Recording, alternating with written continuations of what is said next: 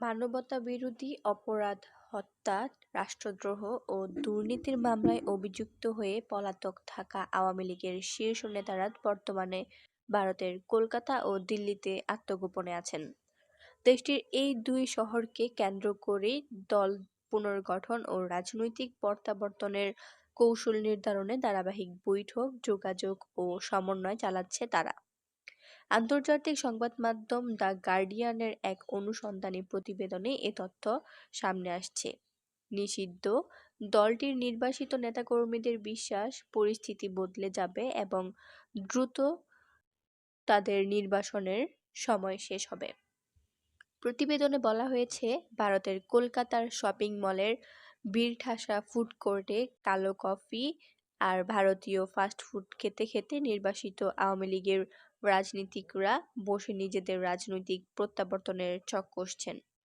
প্রায় ১৬ মাস আগে বাংলাদেশের স্বৈরাচারী প্রধানমন্ত্রী শেখ হাসিনার বিরুদ্ধে এক গণঅভ্যুত্থান তাকে দেশ ছাড়তে বাধ্য করে।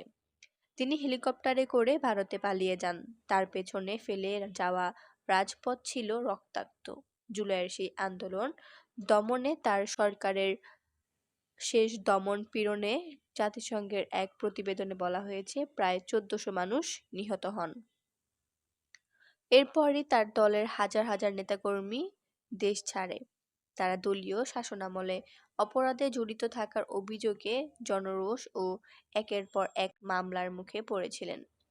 আওয়ামী লীগের অন্তত ৬০০ নেতা ভারতের সীমান্ত ঘেঁষা শহর কলকাতায় আশ্রয় নেন, যেখানে তারা তখন থেকে আত্মগোপনে রয়েছেন। দলীয় কার্যক্রম ও সংগঠন টিকিয়ে রাখতে ভারতের ভূমিকা ছিল অত্যন্ত গুরুত্বপূর্ণ। গত বছরের মে মাসে অন্তর্বর্তী সরকার জনচাপের মুখে আওয়ামী লীগকে স্থগিত করে এবং সব ধরনের রাজনৈতিক কার্যক্রম নিষিদ্ধ করে। হত্যা ও দুর্নীতি সহ নানা অপরাধের অভিযোগে দলের শীর্ষ নেতাদের বিরুদ্ধে তদন্ত ও বিচার শুরু হয়। আসন্ন ১২ ফেব্রুয়ারির নির্বাচনে, যা হাসিনার পতনের পর প্রথম নির্বাচন, দলটিকে অংশগ্রহণ ও প্রচারণা থেকেও নিষিদ্ধ করা হয়েছে।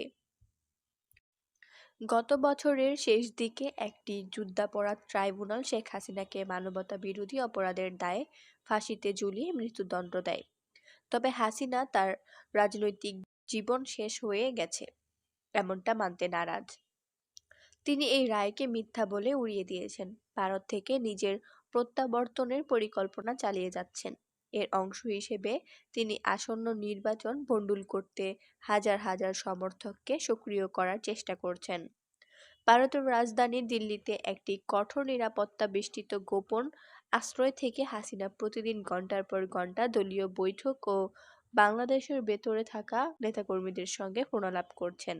এসব রাজনৈতিক তৎপরতা হচ্ছে ভারত সরকারের নজরদারির মধ্যেই।